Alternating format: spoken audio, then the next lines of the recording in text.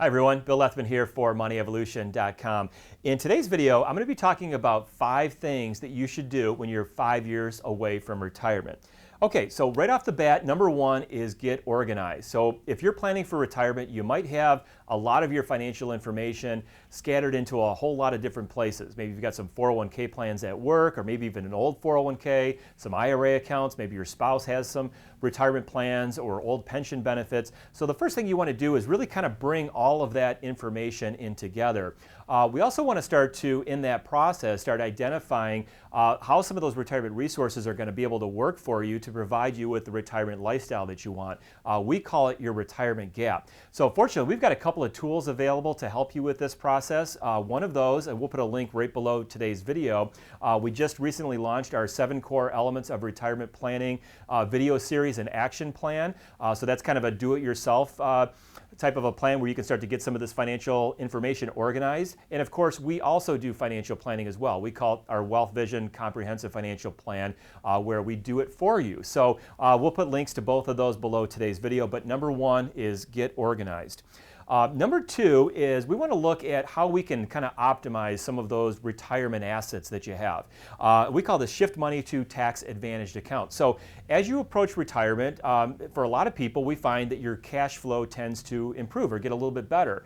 Maybe your kids have moved out of the house, you're done paying for college, they're kind of self-sufficient on their own. Hopefully if your career and your job is going well, you're maybe making a little bit more money. So you might have a little bit more cash flow available to save money for retirement. But we also want to look at where some of those monies are being saved.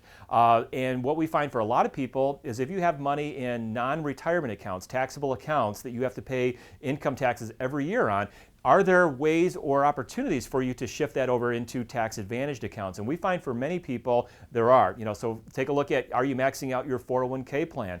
Some 401k plans allow you to save an additional 10% in an after-tax savings vehicle.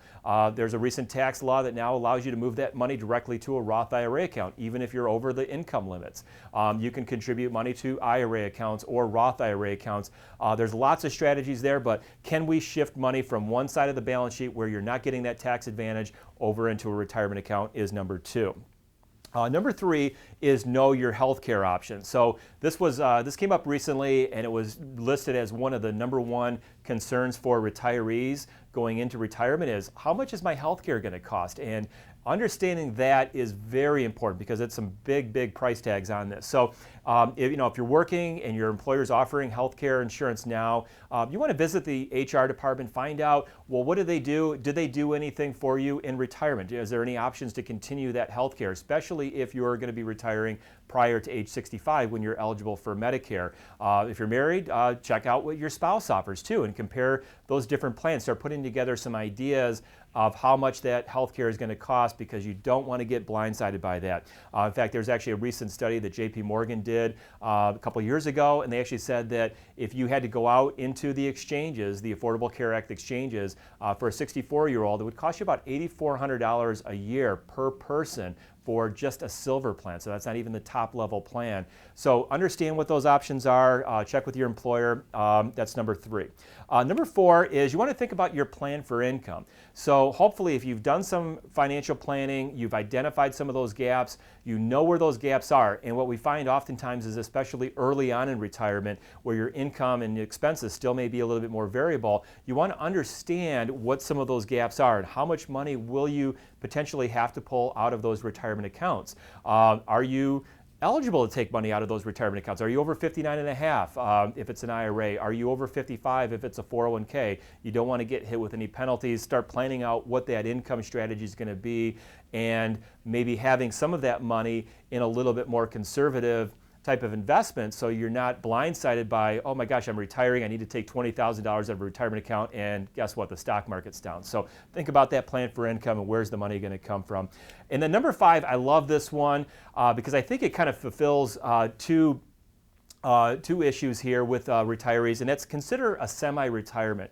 So I think the idea for most of us, and in fact, when I think about my own retirement, when that happens, the idea of working, 40, 50 hours a week, and then all of a sudden one day just, throwing in the towel and never working again, it sounds a little bit abrupt, so we've been talking to a lot of clients about semi-retirement and easing your way into a retirement situation where maybe you go to a part-time status, maybe you do some consulting for a few years, or maybe you just do a job that you've always wanted to do.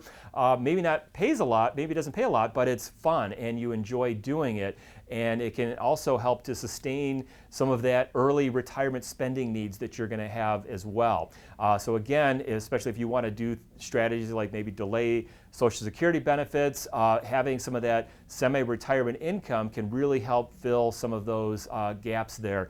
So think about semi-retirement. That's something that can be done during the planning process where you can see how that income might help your overall financial situation. So that's it for this video. There you go. 5 things that you should do when you're 5 years away from retirement. Remember to hit that like or subscribe button.